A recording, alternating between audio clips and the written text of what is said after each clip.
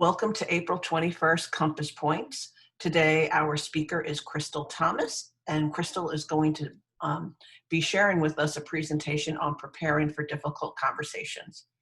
We have all found ourselves in an awkward position where there was something we wanted to convey to another person, whether it was a coworker or a family member or a neighbor maybe, and you didn't know quite how to say it in order to convey your feelings, let alone preserve the relationship. So it is with great excitement that I bring Kristal to you today so she can help us navigate these difficult conversations so that we can really tell folks what it is we're trying to say and still have a wonderful relationship. Kristal, the screen is yours. That's a great way to put it. Still preserve the relationship. I kind of had no choice but to love this topic. I decided early in my career to be a hairdresser, so that's like dealing with every possible conflict you can come up with. And then I thought it was a great idea. I have to jump on a call, unfortunately, because I need to quit my job is what I need to do. Hannah? I do. Yeah. Hannah? Or I need to get you on board so that we can just work together all day, every day. Everybody should be on mute, right? Everyone should be on mute. All right. Well, we'll right connect now. again soon. Okay. Love you. Talk to you later. Okay. Bye. Love you. Hannah, honey, can you put yourself on mute? Everyone, if we're on mute, then we'll have a better audio for the presentation.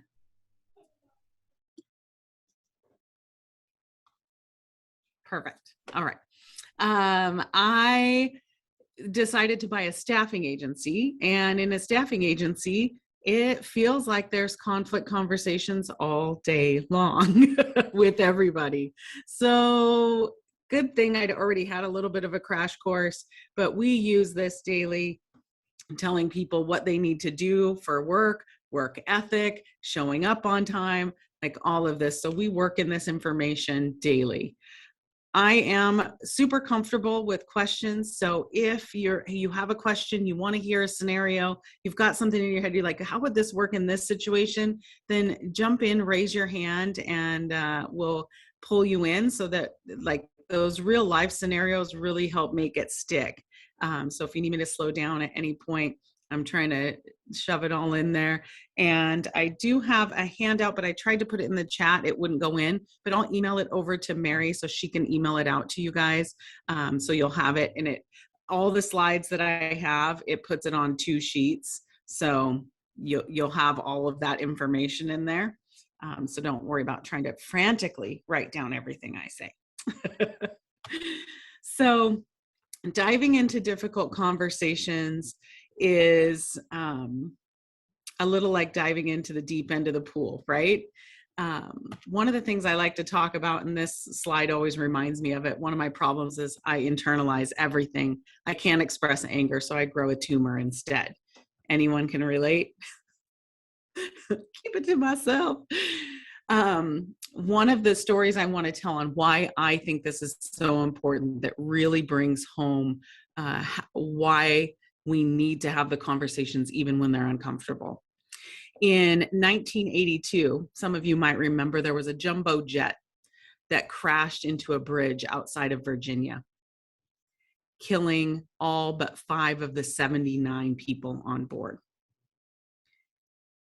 The problem was this: the official report said it was a pilot error, and the pilot had waited too long on the ground before taking off, allowing too much ice to build up on the wings. However, the co-pilot noticed that the ice was building up on the wings, but didn't know how to bring it up without causing conflict with someone who was his superior, who was in charge.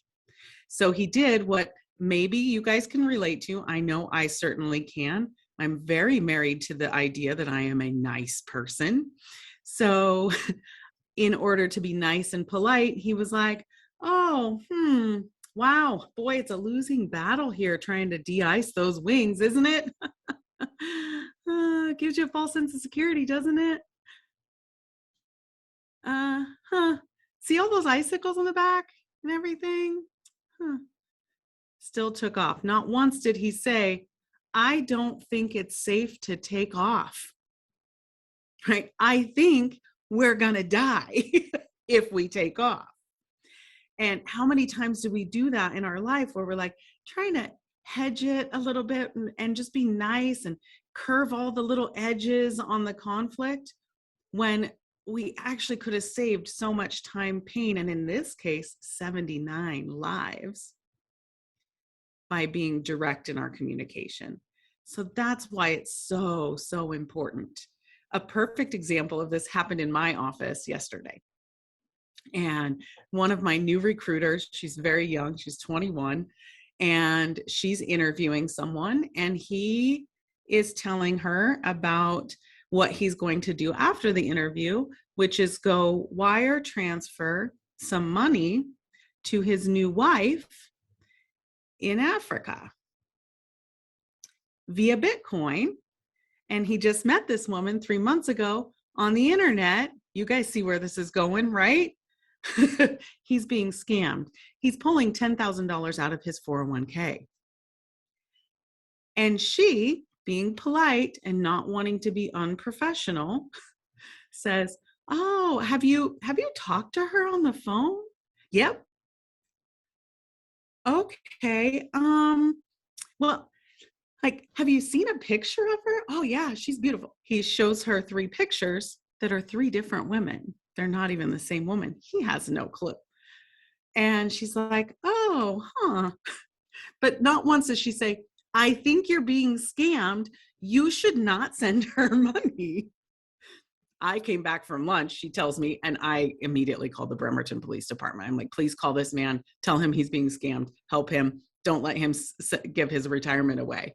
But that was one of those instances where she's like, "I didn't want to cross the professional barrier." But which is worse, upsetting someone in that moment? And I'm like, I would rather not give him a job and save him $10,000. Like, I feel like that's a bigger, a bigger win here, right? That there's so many times in our life that we do things like that. We just try to hedge it and make it sound nicer. So that's why I love this information, and I'm happy to be here and share it with you guys.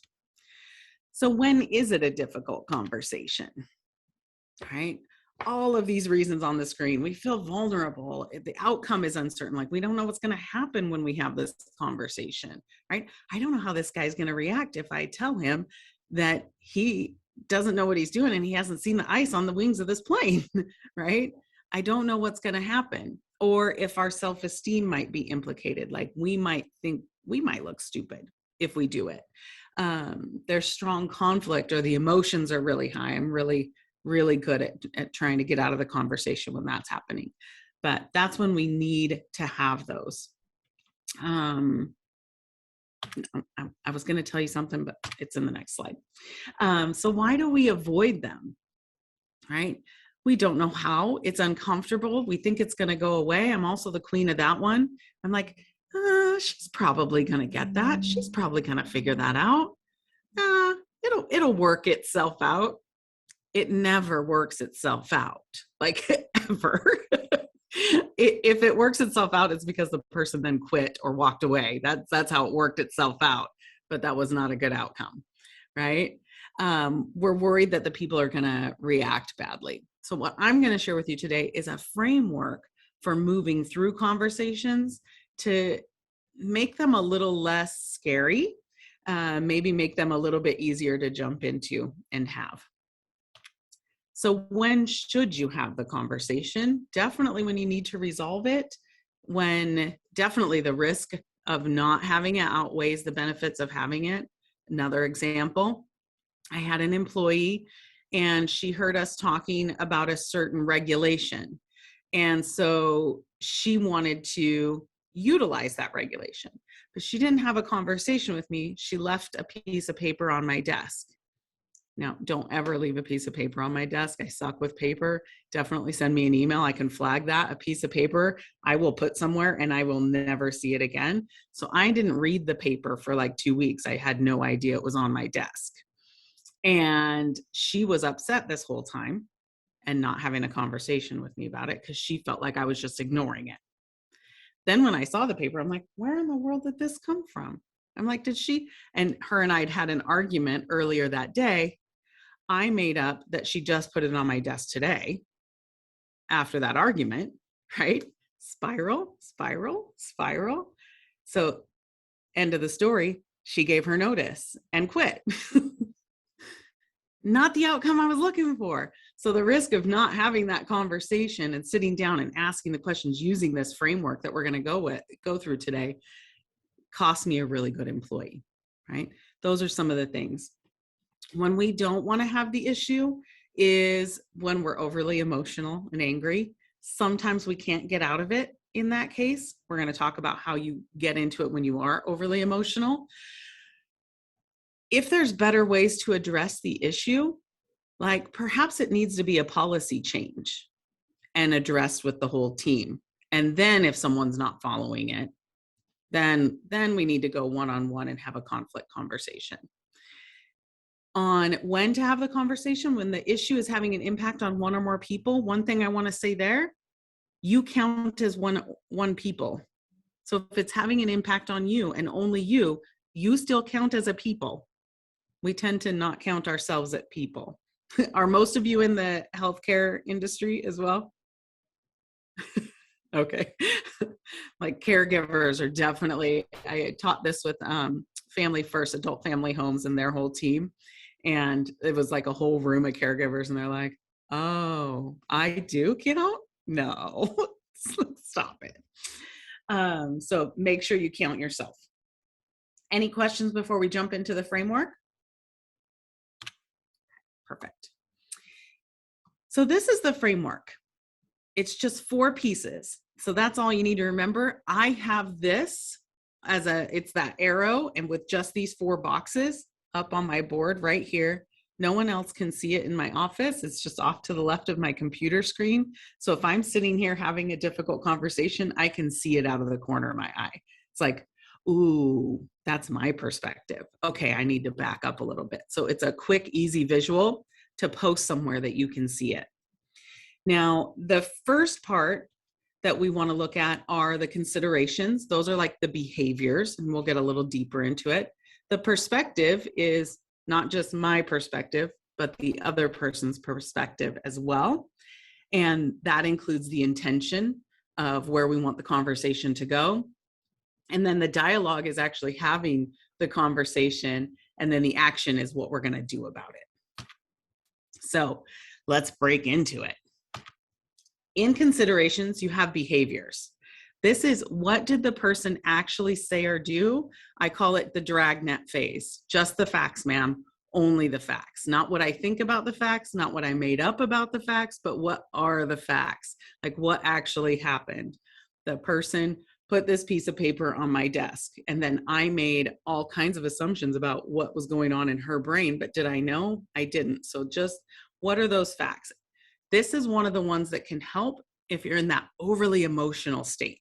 When you're just angry, you're like, oh, I just want to rip their head off. Like, let's stop. I'm having some emotions around it. What actually happened? What were the behaviors? And what did the person actually do? And then what assumptions am I making? Because if we can, like, I think half conflict can be taken away if I take my assumptions out of it right away. Like, what am I making up about this? Because our brains do it so quick. They just match information into like whatever we've seen before. Oh, I've been in this situation before and this is what it meant. And we make those assumptions. So check what those assumptions are, pull those out of it, and do what I call checking your assumptions. That's when you're gonna check those with the person when you have the conversation. Check what impact it's having. Like, what impact is this having on me? What impact is it having on the team, the client, the patient, the company, all of those things. So looking at those assumptions. And then what is my intention in having the conversation? We're going to put this all together at the end, I promise. So you can real quick, especially when you get good at it, can do this fairly quickly. It's like, what did I actually see? Okay, what am I assuming about that? This. Okay, is this a big deal? Do I need to worry about this? Is this affecting me? Is this affecting other people? And am I ready? Okay, I can have the conversation. Like once you practice it several times, you can do that fairly quickly in the middle of a conversation. Now we're starting to get into, as we're sharing our information and coming back, especially when we're starting to check those assumptions, is looking at our behavior-based feedback. So often we'll say things like, you are so unprofessional. You are so unreliable. You're always late. You never take out the trash, right? And those things, what do they do when you hear them, either from your boss, your coworkers, your partner? You immediately get your dander up. So we're escalating conflict when we use things of that nature. So we want to be specific, verifiable, and free of emotional language.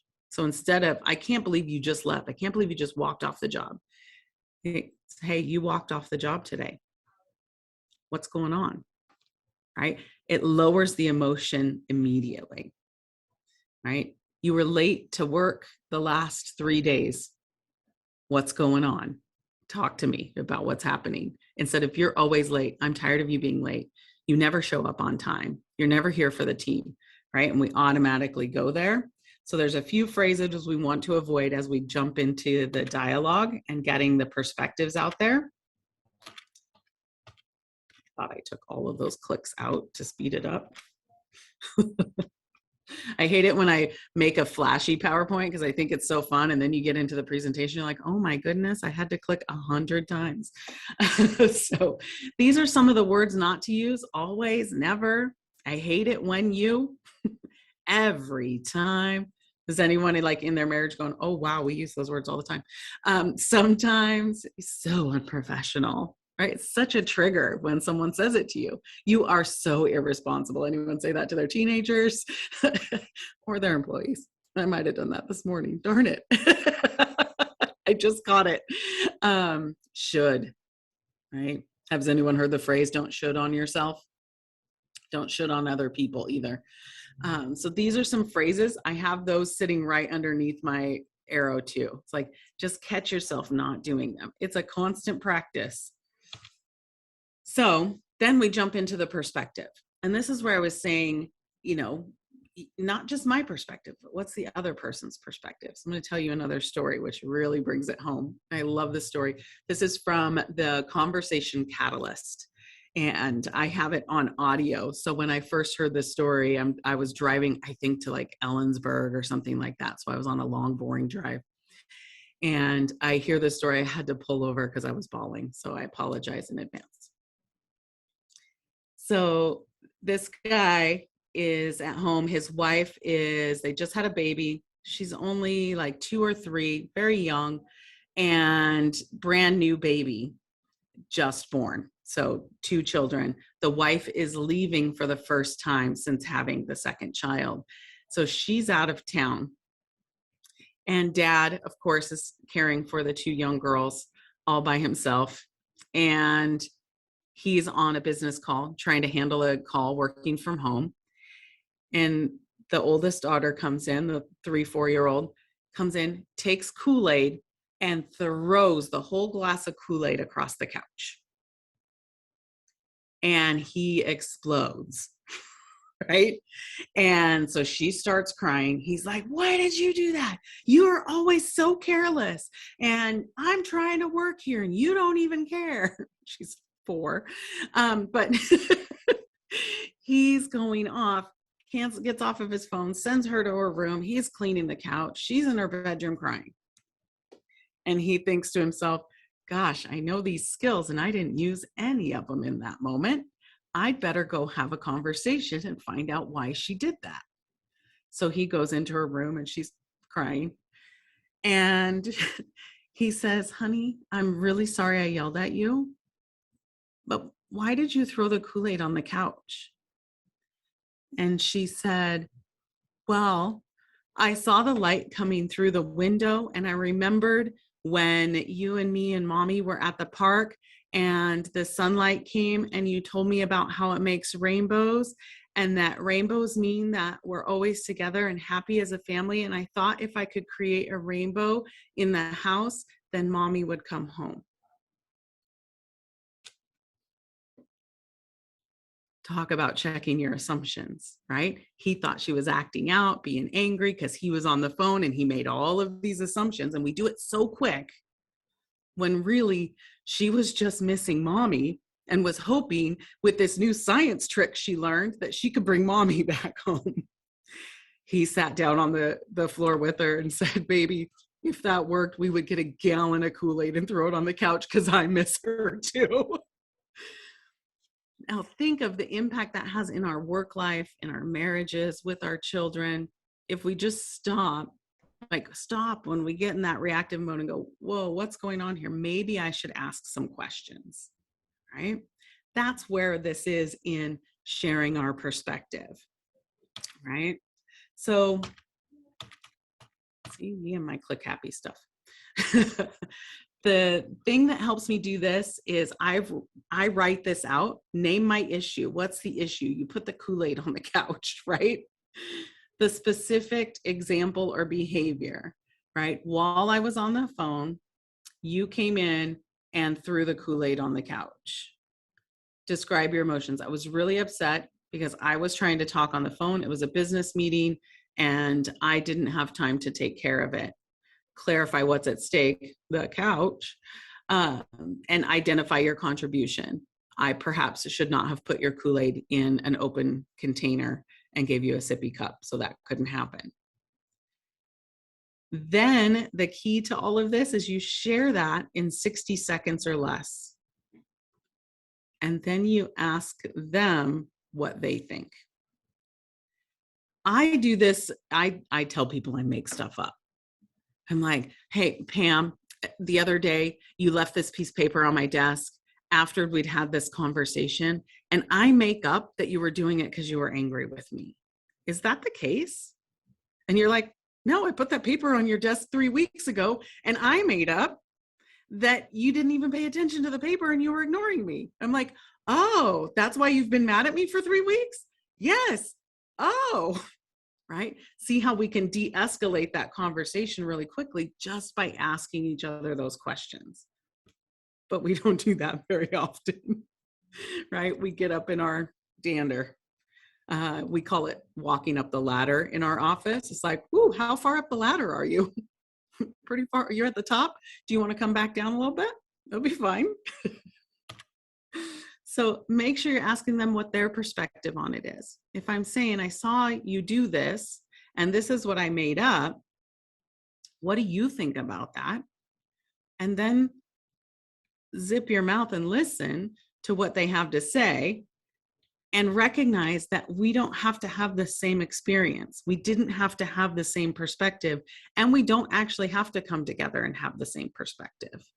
Right? Just think about maybe a few political conversations you've had in the last couple of years, right? Where everyone's trying to get someone to believe their point of view, but it's almost impossible to do. What we really need to do is just get curious about each other's perspective, right? I look at it like a beach ball. I live on the green side of the beach ball, and Renee lives on the yellow side of the beach ball. They aren't on the same side. I don't even know that yellow beach balls exist.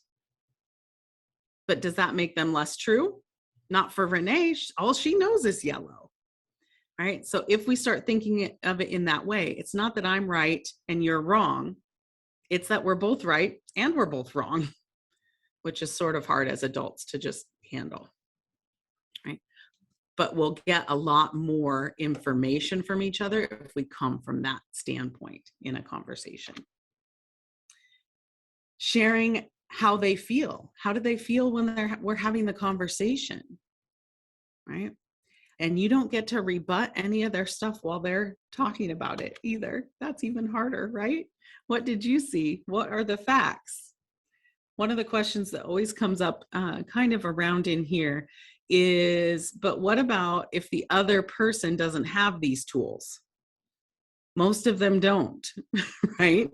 They don't have this tool. So you have to continuously take yourself through that ladder, right? Well, what's actually happening? what question can I ask to check my assumption? Because what assumption am I making now? Right? I might be assuming, God, this stupid person doesn't even know this model. No, they don't. It's okay. Right? Maybe I can help. So putting it all together, and this will be on your handout. This comes from a book called, I just totally blanked on the name. Luckily, it's behind me somewhere. Fierce Conversations. Fierce Conversations is one of the first books I read in difficult conversations. I was a hairdresser at the time, and I was working in the salon, and my boss bought it for me. She's like, I think you need some help with this. Like, yeah, I did. God bless her, because it sent me down a really cool path. I think one of the studies that I just read yesterday came through that said most managers, CEOs, really effective leaders aren't effective leaders because they have the skills, the technical skills, or any soft skills, et cetera. It's because they can do this. They can do these accountability conversations, because you can't hold someone accountable if you're not willing to have a tough or difficult conversation. And one of the things that's been really hard for me, because I said it before, I'm really married to the fact that I'm a nice person and everyone likes me, which is what gets in my way in having conflict conversations. And I have lost employees because I don't push them. I don't hold them accountable. We all actually like it. When I have an employee, I was ready to fire her. And I thought, well, wouldn't it be better if I just had a tough conversation with her instead of firing her? I could still fire her when it's done, right? And no harm, no foul. I had this difficult conversation with her, and she said, can I give you my answer tomorrow? I said, absolutely. She came into my office the next day and she said, I really want to thank you for giving me some tough love yesterday and letting me know where I was messing up, because this job is a really great opportunity for me and I'm messing it up. Can you keep doing that for me so I don't mess this up? She's one of my best employees. I was going to fire her instead of having this conversation. That's what's at stake. Like, we all want someone to hold us in that accountability. It helps, right? Think of being on a diet. It helps if I have a friend to say, do you really need that cupcake? Are you going to go for a jog later if you eat that cupcake? Oh, yes, but I like it. So this is from that Fierce Conversations book. I recommend it if you have difficulties with difficult conversations. There are so many great tools in it. This is part of the mineral rights conversation, is what she calls it. I call it the 60-second opener. So what you're going to do, especially if you're having big emotion around having a difficult conversation, sit down before you go into the conversation and write this out. Name the issue. What is it that we need to talk about? What happened? Right? What were the considerations? And then select that specific example, just one specific example. You don't need to get a laundry list together. That's going to escalate, right? Get the one specific issue. And sometimes you have to drill that down. Like, sometimes you have to write out the laundry list and go, oh, these are all the same issue. So this is the specific example. And then describe your emotions around the issue. I like this one because I like speaking my emotion, because we'll make up what the emotion is that someone's having. If you speak it, then it can't get misinterpreted. And especially in a tough conversation, I'll say, I'm feeling really frustrated because I've given you this feedback several times and it doesn't seem like you're taking it. And I'm really worried that I'm going to have to let you go. And I don't want to do that. Like, and I'm feeling kind of sad about that. Right? They can't misinterpret. So describing your issues around the issue are really important, right? Clarify what is at stake, right? In that instance, what was at stake is she was going to lose her job, and I was going to lose an employee that I just spent 3 months training, right? So all a big deal. Identify your contribution to the problem. This is tough in two different ways. Identifying your contribution, some of us have trouble taking too much accountability. That's me. I would name like 16 things that I did to contribute to why this is a problem. And then they'd be like, see, it's your fault. And they don't hear anything that I was saying about their one thing that I put out there. Right. So for those of you who have that same problem, you only get to do one for yourself as well. One for them, one for you. Then there's those that are like, well, the reason, my contribution was to the problem was not telling you how much you sucked sooner. I don't like something that still isn't quite taking accountability for my contribution, right? So at least one thing has to be on that list and not more than 3, right?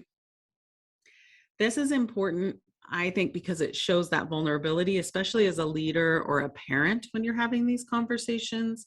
That step is really important because it shows the vulnerability. Hey, I'm in this too. I have a stake in this game too.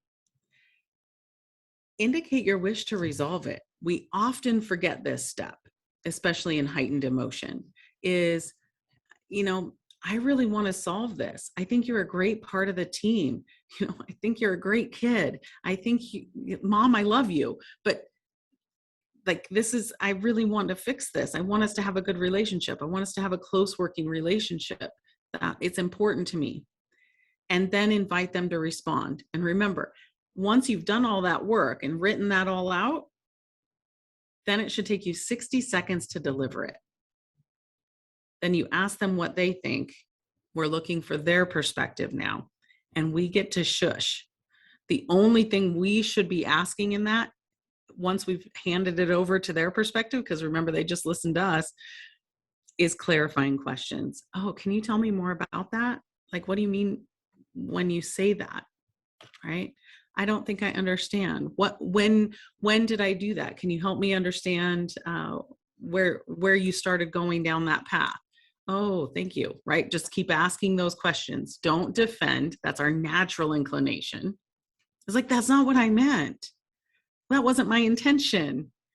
I never meant to hurt you, right? And those platitudes and kind of nicen it. That's going to lengthen how much pain is in this conversation. So just stop and ask those clarifying questions. Listen with that intent to be influenced by them. We often are listening with the intent to influence them. But I'm telling you, if you switch yourself, and it doesn't mean you have to be influenced. It doesn't mean you have to change your mind. You're not going to change political parties or religions or marriages or jobs because someone else gave you their opinion. Trust in yourself that you're going to make your own decision that works for you, but listen with the intent to be influenced. You'll be surprised at how close you come to. In the Conversation Catalyst, they talk about it like an intersection, right? So there's your opinion going north to south and my opinion going east to west, but somewhere in both of those opinions is a place where we intersect and we can actually find some agreement or some common ground. It doesn't mean we're going to both line up and be perfectly going in the same direction, but we can find a place where we respect each other and have that common ground. And so listen with that intent to find that common ground. I love summarizing what people said. This is what I heard. Because sometimes what I'll catch when I repeat it back is I'll hear the assumptions that I'm still making inside of that conversation. Here's what I heard you say. Throw it out there. I'm like, oh, geez, I'm sorry. I was making the assumption on this part. Let me check that. Did you actually mean this when you said this? Oh, no, gosh, that's not what I meant. Think of how much we could solve if we just stopped and clarified those assumptions. Then we want to move into action, right? Identify ways to solve the problem and do that collaboratively with the person if possible. I was going to say harder to do with children or like patients with dementia or something like that, but it can still be done. It just takes a little bit more skill to be able to converse and find out what's important to them. Just like the story with the Kool-Aid on the couch. She was 4 years old, so she's not having a high-level conversation, but he could ask her questions to clarify, well, why did you throw the Kool-Aid on the couch? What were you thinking?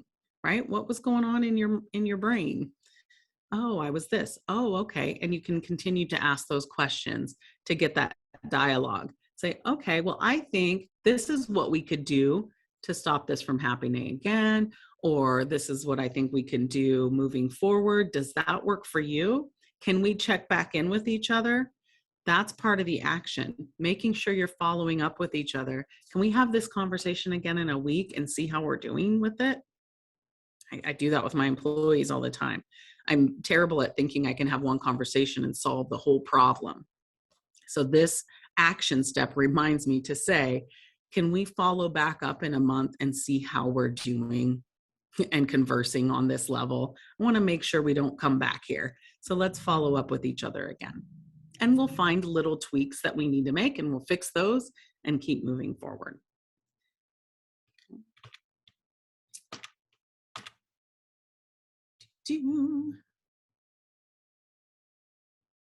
I was going to say something else, but no. Like, I'm going to skip over that. The other part of the action is what needs to be different next time. So identifying what action steps, especially in the workplace, this is where you might come into processes and we need to change a process or we need to change a policy. Because there's sometimes things that we can do, like putting the paper on my desk, right? Okay, this is a process we got to change. Please don't, like, what, do you need an inbox for me or something? Like, personally, if you have something that important, I want you to hand it to me and have a conversation so I can ask you some questions about what's going on when you're handing me that piece of paper. And she's like, well, I was really scared to have the conversation. I'm like, well, was it scarier than like being mad at me for 3 weeks? She's like, no, true. I'm like, so can you like just schedule time with me then? She's like, well, but then I'll be scared. I'm like, oh, how about an inbox? Right? So it was like we had to negotiate with what she was comfortable with and what I needed to be able to follow through for her. So we came up with an inbox that important paperwork would go into. If it was something that was important, I needed to look at in the next day. And it's actually right here. Do it now. So if it's really important, they know to put it in this little holder and I'll do it now. If they just put it on my desk, who knows when I'm going to find that and figure out that I should do something with it. I'm like, oh, there's people here. I'll shuffle these papers together and put them over here on this pile. So find those resolutions that can help you identify what needs to happen to make it not happen again or minimize some of the impact of it, and do that collaboratively as well. So putting it all back together, think about your considerations. Remember, what are the behaviors, what actually happened? Dragnet, right? Just the facts, ma'am. What were the facts of the situation? What assumptions am I making about it? What perspective do I have on it? What perspective do you have on it? Check my assumptions with you. Allow you to check your assumptions with me. Have some dialogue back and forth about it, and then come up with a plan of action together. That's it. So I'm going to end this so I can see everybody's faces just a little bit bigger. That was really awesome, Kristal. Thank you for sharing that. My pleasure. So any questions or scenarios that you might have that you want to go through, because I think that helps take all the information and solidify it together. Yeah, I think what you had to say on a professional level was like right on point. I learned a lot. Thank you so much. Is there a way to convert that into your personal relationships? Or would it be the exact same or? Exactly the same. So perfect example, my best friend, love him to death. We are as opposite as opposites can be. We've known each other for 30 some years. And he hates conflict, like deathly afraid of conflict, will not say boo. And I will have to come to him, and very gently. So before, I didn't want to upset him because I knew he didn't like conflict. And I would do the really soft around the edge, and he would never get the point, like ever. I was just like skirting around the issue. And finally, I just said, hey, can I run something by you? I've been making something up in my head. And he's like, sure, like frightened, ready to run for the door, right? He's Right. like, that sounds an awful lot like we need to talk. And Come, sit down. right. I said, when you house sit for me, you drink my good wine. And I bought it so that we could share it together with our friends. And so I was really upset about that. Can you maybe not do that in the future? And he's like, I thought I was drinking from the bad wine row, right? Or the drinking wine row. That's why it tasted so good, right? Come on, you knew. He's like, oh my gosh, can you show me again? And so then we went down to the wine rack and he's like, can you just put a label on it? Because Just a sticky note. it's like, How do you feel about like a statute of limitation? Like, I'm a processor. I'm in every way, and I will be able to have a tough conversation, but not until I replay everything in my head. And I mean, we're talking like days. Is there a time frame of when the conversation should happen? And is it okay if I give myself a minute to not only calm down, like you said earlier, with the emotions, but to also get my bearings on the conversation? You definitely want to have it as soon as humanly possible. You also want to organize your thoughts. And that's where I find that confrontation model so helpful. So print some of those out and have them just sitting somewhere so you can pull it out and take yourself through it. Name the issue. What is it? What were the facts of the situation? What am I making up? Because especially the processors, and that's the problem my best friend has. He wants to process everything. And I'm like, but you've processed it for 3 weeks and we still haven't had the conversation. It didn't go away. It's not going to go away. Now you've caused yourself angst for 3 weeks. Instead of, we could have had the conversation, it would have been angst for 30 minutes, 3 hours, maybe 3 days, but it wouldn't have been 3 weeks. And so that's how he helps get his mind past it. But do that statement, and I'll send it over to Mary so she can email it out to you. Just print that out and walk yourself through it really quick. It's a great way to organize your thoughts. Then let yourself process it, come back, read it. It might even be great, Jamie, to call a friend, be like, hey, Mary, can I call and like pretend to have this conversation with you? That helps a lot. I do it with my best friend.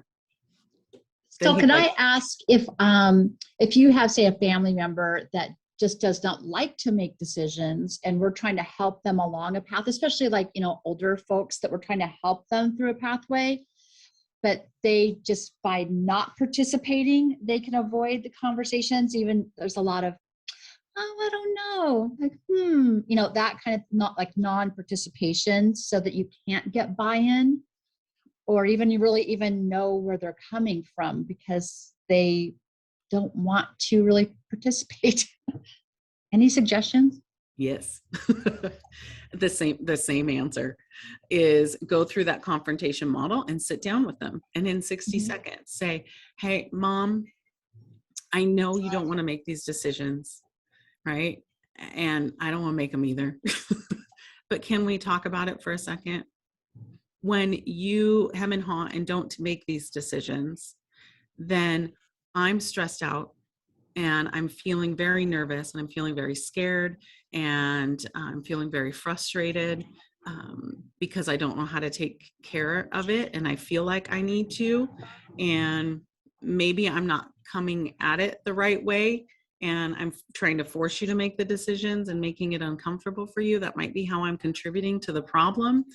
And I really want to make these conversations a lot easier for both of us. Like, what are you thinking? Right? We tend to want to just keep bullying our way through it. At least I do.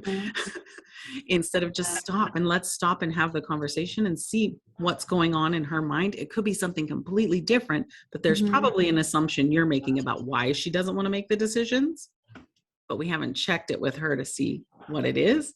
And it could be something where we're actually in alignment. Okay. We don't know. That's helpful. Mm-hmm. That's very helpful. Question. So the scenario you just described, having a rational, nice conversation, that sounds like nirvana. But at a certain point, sometimes the positions are just adversarial because either there won't be any decision made, regardless of how wonderfully it's couched or how thoughtful your process is, that you, being the person making the assumption that we know what we think might be the best outcome for the person. Obviously, it's the two sides of the ball. But if the other person chooses not to even recognize that they're involved in it and just is completely inactive, not necessarily to their detriment physically, but by not being active, it becomes to their detriment in so many other ways. When do you make the decisions that, when would a person make the decision that we've reached a point of no resolution? And how do you move forward then?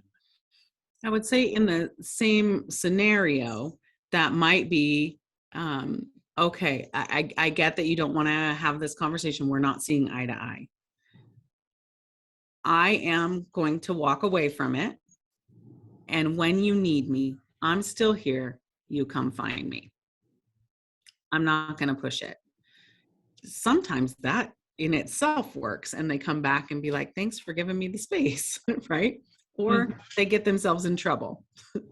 And I would have the conversation again. It's like, you called me because you're in trouble, you're in pain, and do you recognize that it was because we didn't make this decision back here? Now we have an opportunity to make different decisions. Do you want to do those? Right? Just like have that conversation. In other situations, that might look like, oh boy, my uncle and I, because we're definitely different politically. And it was one of those, and I was trying to de-escalate, and he kept escalating, and I kept trying to de-escalate, and I kept trying to have the conversations, and it's just up here, and I'm done. I'm like, never talking to you again. You're not even my uncle. You're dead to me. I'm sure he was thinking the same thing. And I said, you know what, Uncle? I love you. I absolutely love you. Can we agree that we're not going to agree on this topic? Yes. Can we agree never to talk about it again? Yes. Can we agree only to talk about all of these topics? Yes.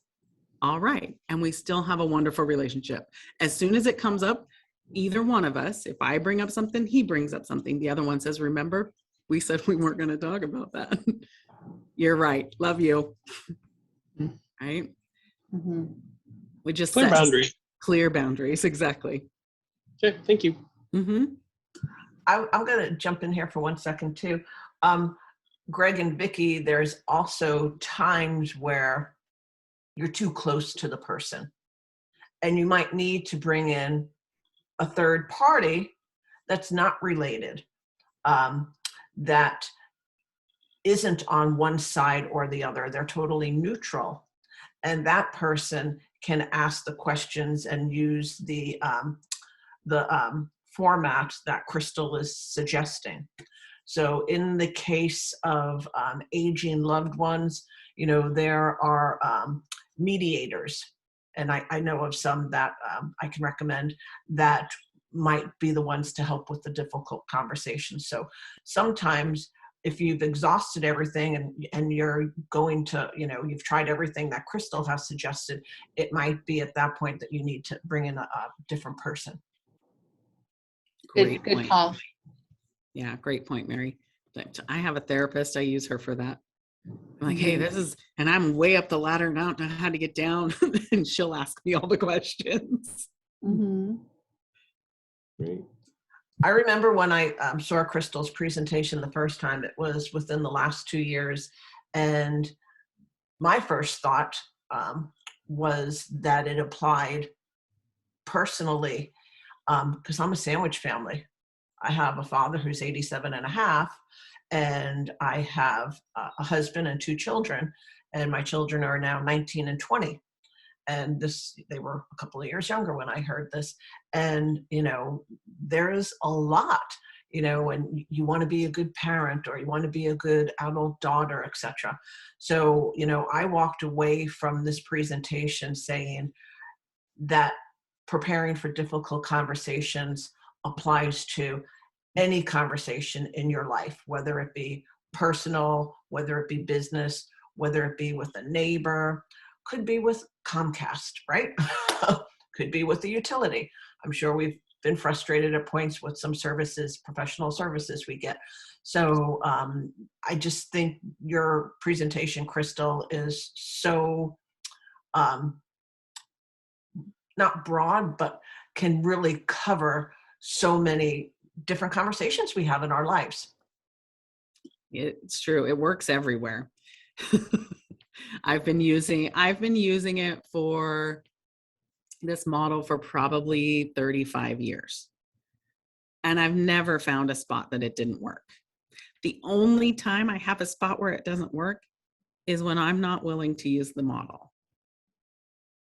When I'm being stubborn, or I just want to be angry about it, right? I want to be righteous about it. That's the only time it doesn't work. It's because I'm not using it, right? And I'm pretty good at BSing my way through something, right? I can like pull the model out and actually write stuff on it, but none of it was actually using the model. I was just trying to use the model to prove I was right. That's when it doesn't work. And I've used it on my mom. I've used it on my dad. I've used it on employees. I've used it on spouses.